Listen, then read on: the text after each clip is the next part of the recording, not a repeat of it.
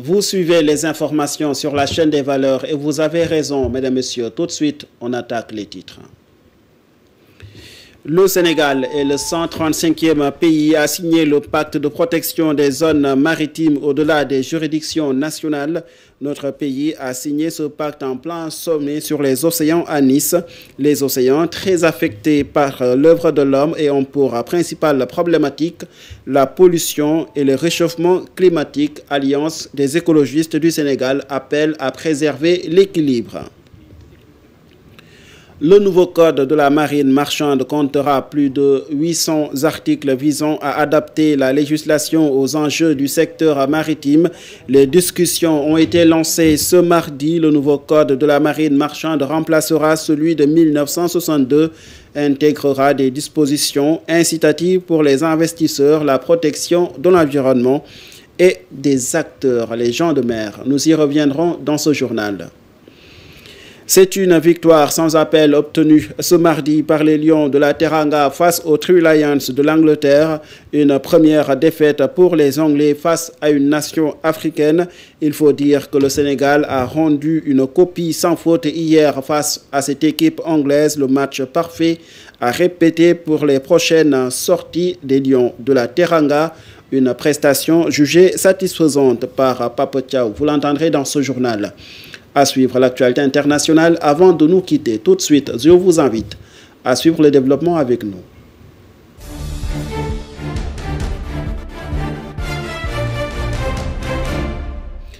Mesdames, Messieurs, bonsoir et bienvenue. On commence avec cette note qui concerne l'ancien ministre conseiller Moustapha Diakhaté, placé sous mandat de dépôt ce mercredi à l'issue de son déferment devant le procureur de la République. Convoqué mardi à la division des investigations criminelles, Moustapha Diakhaté avait catégoriquement refusé de coopérer avec les enquêteurs. Selon son avocat, Maître Elhadji Diouf, il a exigé d'être conduit directement en prison après avoir refusé de répondre aux questions. Après sa garde à vue ce mardi, il a été déféré devant le parquet ce mercredi, puis placé sous mandat de dépôt. Moustapha Diakhaté comparaîtra devant le tribunal des flagrants délits de Dakar le mercredi 18 juin 2025. Il est poursuivi pour offense au chef de l'État, Bassirou Diomaye Faye. Toujours dans ce journal, le nouveau code de la marine marchande comptera plus de 800 articles visant à adapter la législation aux enjeux du secteur maritime. Cette révision ambitieuse du code de la marine marchande a été officiellement lancée lors d'un atelier initié par l'Agence nationale des activités maritimes. Son directeur général, Bekay Diop, pour plus de détails. Aujourd'hui, on est à une étape très importante de la révision donc, du code de la marine marchande. L'urgence de ce code, c'est que ce code va inclure des dispositions qui reflètent des pratiques nouvelles, de bonnes pratiques nouvelles dans le secteur maritime. Donc, bien entendu, adossé avec les normes et les régulations internationales en vigueur, avec donc des règles confortées, des règles juridiques donc confortées, notamment dans la sécurité maritime, dans la protection maritime, avec aussi un cadre juridique clair et efficace qui nous permettra bien entendu donc d'attirer les investisseurs dans le commerce maritime. Il y a beaucoup de dispositions qui sont dans ce nouveau code, qui n'existent pas dans le précédent code. Il y a bien entendu le pétrole et le gaz. Il y a aussi, au-delà du pétrole et du gaz, il y a les gens de mer, parce qu'en fait les gens de mer, eux, ils travaillent aussi sur dans les plateformes portuaires et pétrolières plutôt et gazières.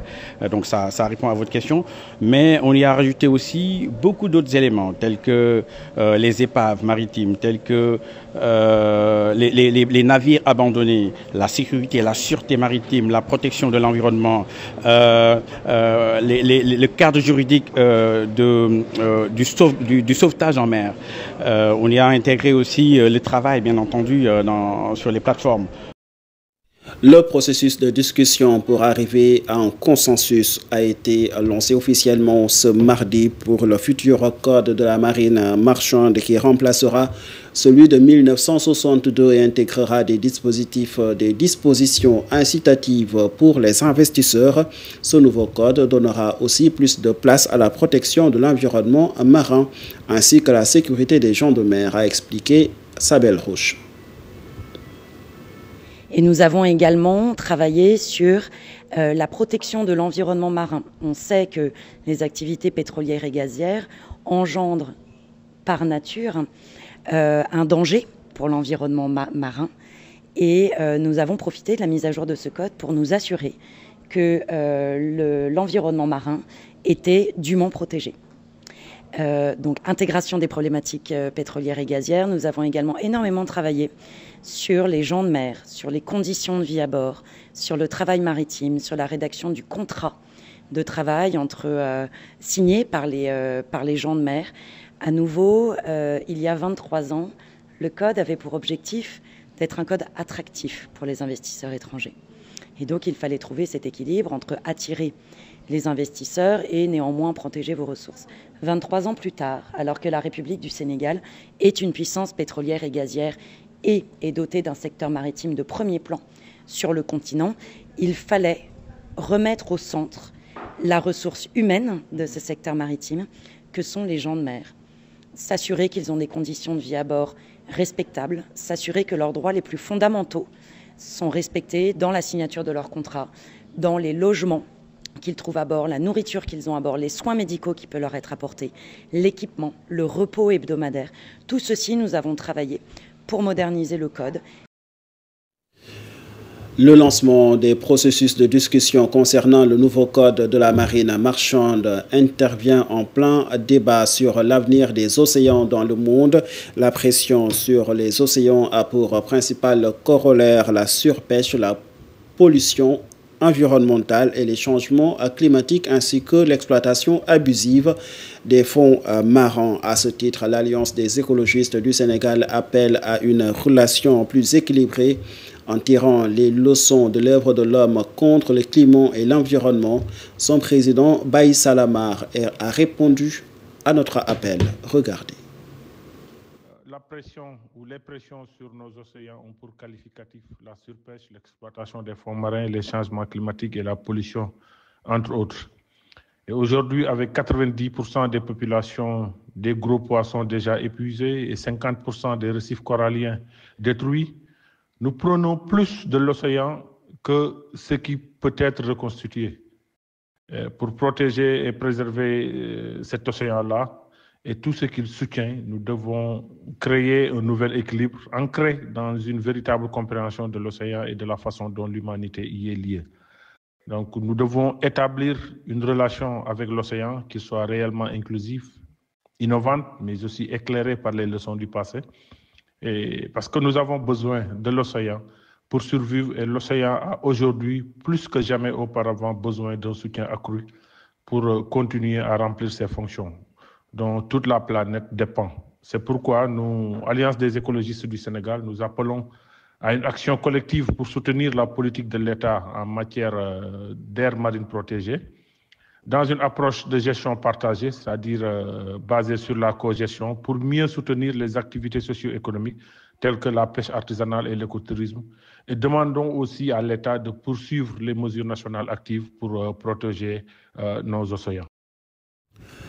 Et puis, sachez que pour protéger nos océans, le Sénégal vient de signer le traité de biodiversité Beyond National Juridiction, c'est-à-dire un protocole qui vise à protéger les zones maritimes au-delà des juridictions nationales. Cette signature est intervenue lors du sommet de Nice sur les océans. Cet accord vise surtout à marquer l'engagement du pays envers la conservation de la biodiversité marine en haute mer, contribuant ainsi aux efforts mondiaux pour atteindre l'objectif de protéger 30% des océans d'ici 2030. Le Sénégal est devenu du coup le 135e pays à signer cet accord historique qui vise à protéger Comme je vous l'ai expliqué, les zones maritimes situées au-delà des juridictions nationales, a annoncé le ministre de l'Environnement et de la Transition écologique, le professeur Daouda Ngom. Nous parlons tout à fait autre chose. À Payar, département de Koumpentoum, les populations se sont mobilisées pour protester contre la mise en place d'un comité de développement sanitaire. Cette mobilisation vise à exiger plus de transparence et une meilleure concertation dans la gestion des structures de santé communautaires. Après avoir déposé un recours auprès du gouverneur, ces manifestants ont sollicité l'arbitrage du Premier ministre Ousmane Sonko pour régler leurs problèmes. Réaction. Nous allons parler que des faits qui sont vérifiables à travers des documents que je tiens ici. Quand le sous-préfet a installé un CDS, on s'est retrouvé qu'il y a un candidat qui a été imposé, soutenu par le maire apériste. Et ce candidat-là n'est pas, éligible. Parce que l'article 29 du décret 2018-35, il est clairement écrit là-bas que les membres du secrétariat exécutif doivent savoir lire et écrire. Alors que le candidat imposé, soutenu par le maire, ne sait ni lire ni écrire. Donc, il ne respecte pas les critères. Voici le décret que je tiens. Maintenant, après cela, le sous-préfet a fait son travail. Madame la préfète du département de Koumpentoum a missionné son adjoint le 5 mars. Retenez bien, une semaine après, sans nous notifier, sans nous donner aucune information. Ils sont venus ici à Payar avec la gendarmerie, imposer le CDS voulu par le maire de Payar, sans explication, sans justification. Nous avons fait notre devoir, nous avons déplacé un huissier qui est venu de Tamba pour nous faire constater la situation. Après cela, nous avons déposé un recours auprès du gouverneur. Et madame la sous-préfète du département de Koumpentoum a encore missionné le nouveau sous-préfet pour qu'il vienne installer le même CDS voulu par le maire. Alors que dans ce CDS, vous allez retrouver que le secrétaire exécutif du CDS ne sait ni lire ni écrire. L'adjoint au trésorier du CDS ne sait ni lire ni écrire. Alors maintenant, nous avons organisé cette marche pour lancer un appel solennel à l'endroit des nouvelles autorités.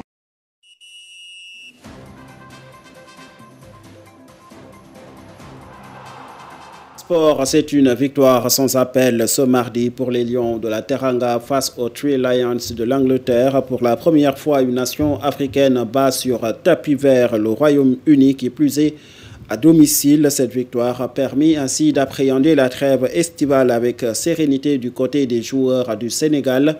C'est ce qu'a expliqué en tout cas Papa Thiaw juste après la rencontre Sénégal-Angleterre en zone mixte.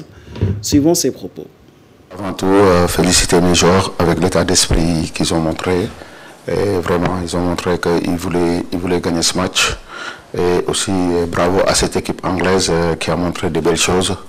Et surtout, quand on regarde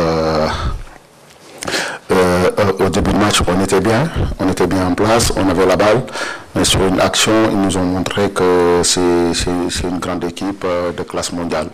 Donc nous, on a su revenir bien comme il faut, avec un bon état d'esprit, et pour avant la mi-temps d'égaliser. Et après la deuxième mi-temps aussi, être bien en place. Ça nous a permis de marquer 2 buts pour remporter ce match qu'on voulait vraiment gagner.